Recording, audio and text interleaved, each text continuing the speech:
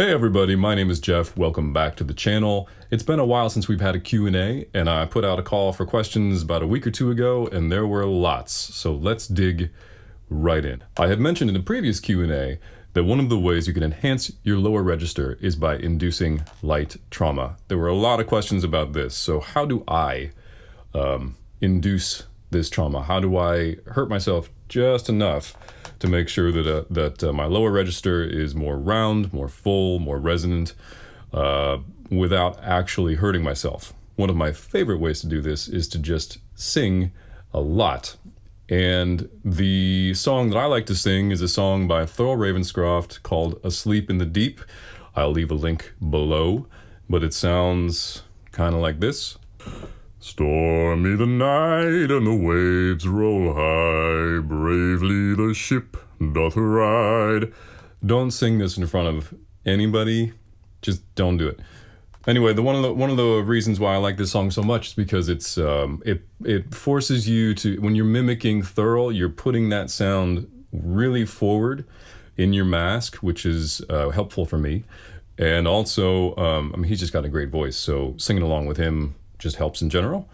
And then the ending is really, really great too, because it takes you down to a low A, which is awesome practice. Many brave hearts are asleep in the deep, so beware, beware.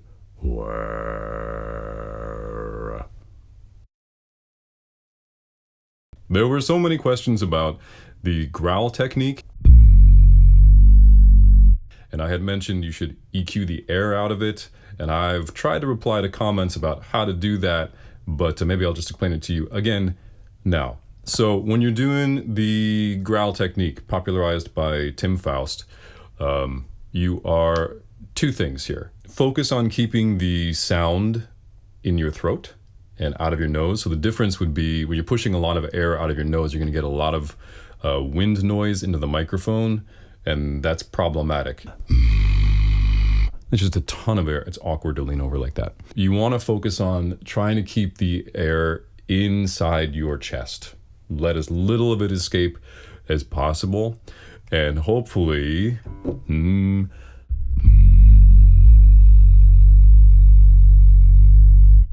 it'll sound a little more like that. And it's not a technique that's going to be super useful off mic. If you ever catch a video of Tim doing this technique live on stage, he grabs the microphone, he cups it, and he focuses that sound directly into the capsule. So you're not getting any nasal noise, you're just getting pure tone through that microphone. And then his engineer is amazing, and he just crushes that bottom end.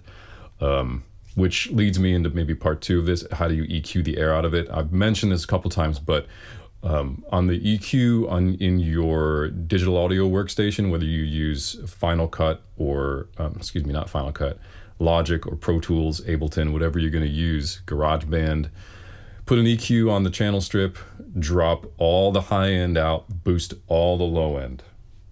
That's how you get all of your air frequencies are in the top end of the spectrum.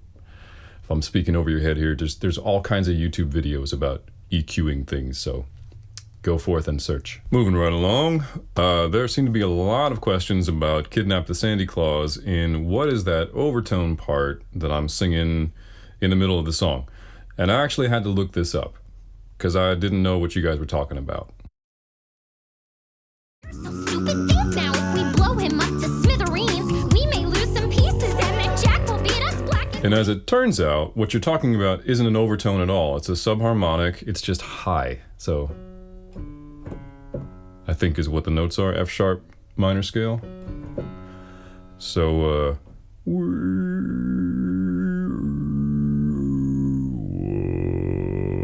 and I had to practice that a lot. That's a high spot to sing in a subharmonic.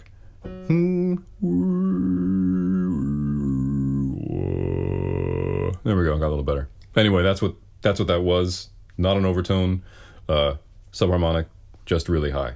Everybody wanted to know about the bass line right after Add a Little Spice in Oogie Boogie's song. And I had to look this one up too. To add a little spice. So what that is and why that sounds so funny is because two reasons. So one, I'm singing, it's like a descending C sharp minor scale, right? In that octave, and then also down the octave. And they're stacked. So I'm singing both at the same time. Well, not at the same time, but like I sang one and then I sang the other, and then Lane took them and put them on top of each other. And then he added some sort of like weird distortion effect to it to make it sound wobbly and strange. So that's creating an undertone down to the C sharp zero that like I can't sing that. I've never even tried. So that's what that moment is. Nothing more than just fancy production. Most of the stuff that makes me sound superhuman, that's what it is. Really good production. Have I tried singing a second subharmonic? First of all, what is a subharmonic? Subharmonic is when you are singing one note lower in your, it could be anywhere, I guess. Lower in your range is where I like to sing them. And you slowly relax, slip into vocal fry while you are singing that note continually. So it sounds a little like this. We'll just choose this F.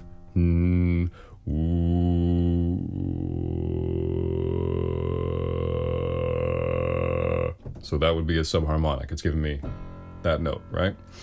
Apparently, and this is credit to David Larson, like the mad scientist of modern bass singing.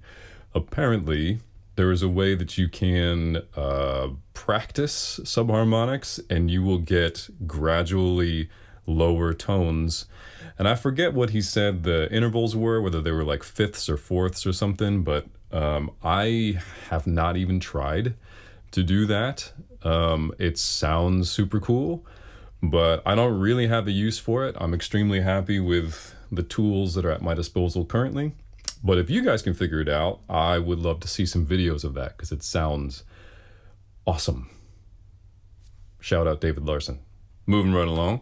Speaking of David Larson, have I tried Ingressive phonation? Now, this is another style of singing popularized by David, but let's be honest here. This is really just inward singing. We all know. Come on.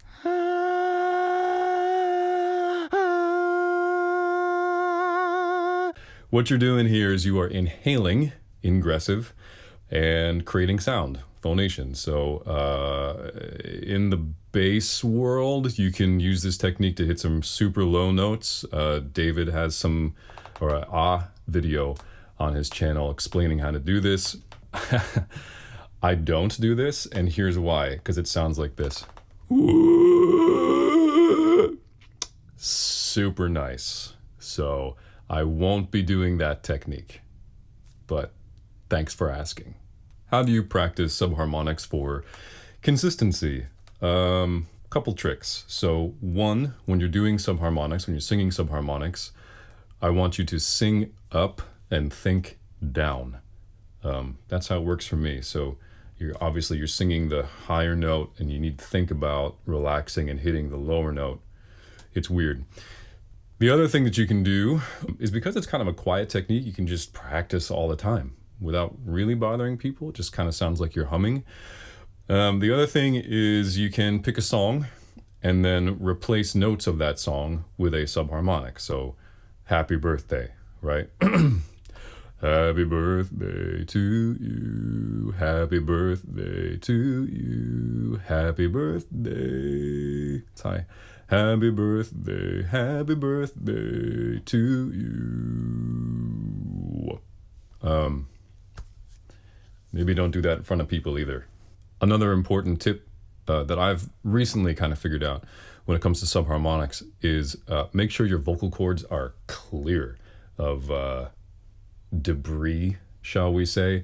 I have found that if I have like the slightest little cold or anything kind of happening in there, if you know what I mean, those notes just don't come out. They're crackly and weird. So clear your throat a little bit, and then Bob's your uncle. Hope that helps. And now we've probably come to my favorite question that I got asked. What was my deepest chest note when I was young?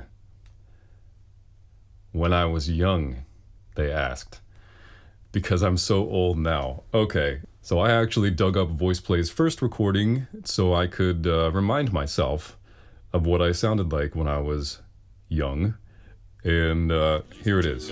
I'm telling you now, they call me Loving Dad. I'll rock 'em, roll 'em all night long, 'cause I'm a 60-minute man.